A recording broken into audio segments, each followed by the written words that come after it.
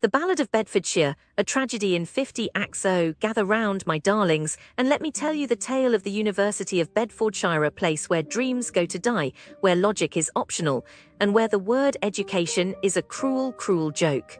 Act I, the rejection heard round the world. So there I was, Christine J., a literal angel of mercy, with 6 years of hands-on nursing experience, a 6, written right there on my application. But knew the admissions office in their infinite wisdom, read, blind incompetence, decided I had 0 experience. None, nada, zip, like did they even read it, or was it tossed into a shredder for funsies? Why is this bad? Oh sweet summer child, let me enlighten you. When a university can even process basic information correctly, what does that say about their ability to teach? If they can handle paperwork, how will they handle human lives in a nursing program? It's like hiring a chef who burns water, pointless and dangerous. Act II. The great marking catastrophe, then their poor minds, waiting 6 days 6 for marks that never came, and when they did, oh ho ho, surprise, the professors just fed their work into an AI checker and spat out identical scores like a broken vending machine. Doesn't matter if you coded a whole game in Unity or scribbled nonsense in crayon, same grade, baby. Why is this bad? Because education is supposed to be about individual growth, not assembly line grading. If effort doesn't matter, why try? It's like giving Olympic gold medals to everyone, meaningless and lazy. Act III, the witch trials of Marvish Sahara. Enter Ms.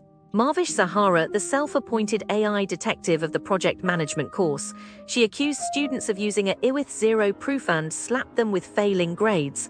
But here's the kicker, the kids who actually used AI got higher marks. The audacity. Why is this bad? Because grading should be fair, not a witch hunt.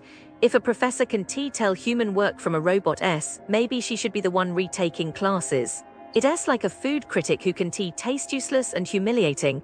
Act IV, the ghosts of Bedfordshire. Deepak Lakra waited months for an offer letter that never arrived. Emails vanished into the void. Calls went unanswered. It's like the admissions office was run by ghosts, invisible, unhelpful, and probably haunted by bad decisions.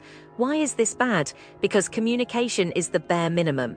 If they can send a single email on time, how will they handle tuition fees, exams, or emergencies? It's like a restaurant that forgets to cook your food. We even exist. Act V. The moldy, leaky, overpriced dungeon and the accommodation. Mold creeping up the walls like a horror movie, leaks that could drown a small pet, and maintenance, non-existent. Students paid thousands to live in what can only be described as a condemned building with Wi-Fi. Why is this bad? Because basic shelter is a human right, not a luxury. If a uni can provide clean, safe housing, they shouldn't be allowed to charge for it. It's like selling a car with no wheels, fraudulent and cruel. Final act, the grand betrayal. And so, my loves, we reach the bitter end. The University of Bedfordshire, a place where promises dissolve like sugar in rotten tea. All right, let's talk about what you're walking into when you step away from the University of Bedfordshire and into everything else. It's not a pretty picture, honestly. It feels like the area is holding its breath, waiting for something to change, or maybe just waiting to be forgotten. The businesses here, generally speaking, feel worn out, like they've given up trying. It's a bit heartbreaking, really. After spending time reviewing what people are saying, it's hard not to feel a rising sense of disappointment. It's like a slow, creeping dread. I truly wanted to find something positive to report, something to give hope to a weary traveller, but it's a struggle. Let's start with the shopping. The main hub, Luton Point, or the Mall as some desperately call it, is a shell of its former self. It used to be a place where families spent their weekends, brimming with life and stores you'd actually want to visit. Now it's as if the soul has been surgically removed. What remains feels hollow. People talk about remembering when it boasted places like CA and Debenhams.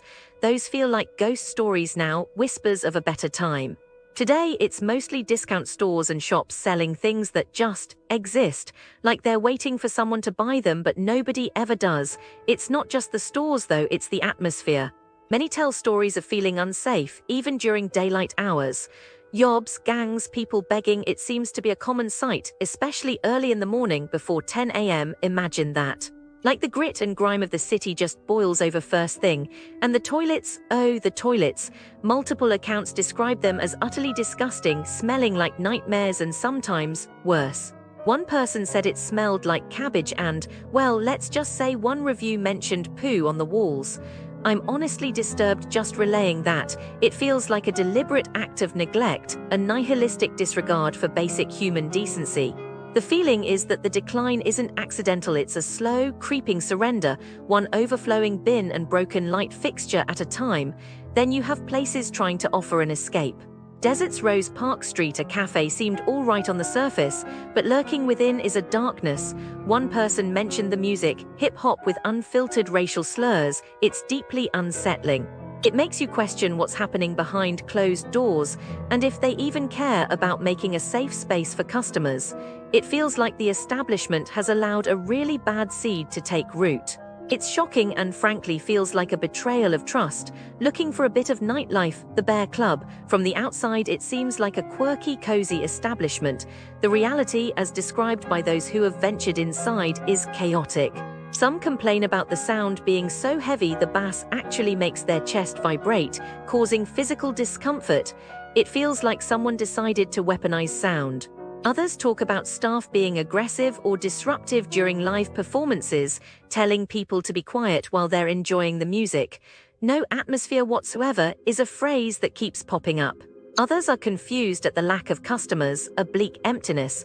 It's like wandering into a scene from a forgotten movie, a place where joy goes to die. One review even stated it actually feels dangerous to walk through the entrance.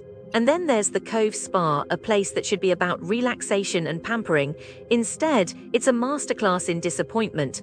People booked treatments and then waited, sometimes for 20 minutes, only to be told the treatment wasn't available.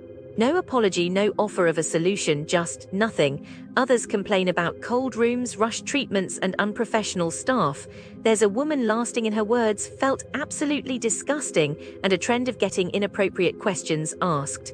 It's more frustrating than relaxing, I truly believe. Even basics like a simple wax devolve into an ordeal. At the Cove, one person received a Hollywood wax that left a significant amount of hair remaining. It's like they didn't even try. It feels like a complete disregard for even the most basic standards of service.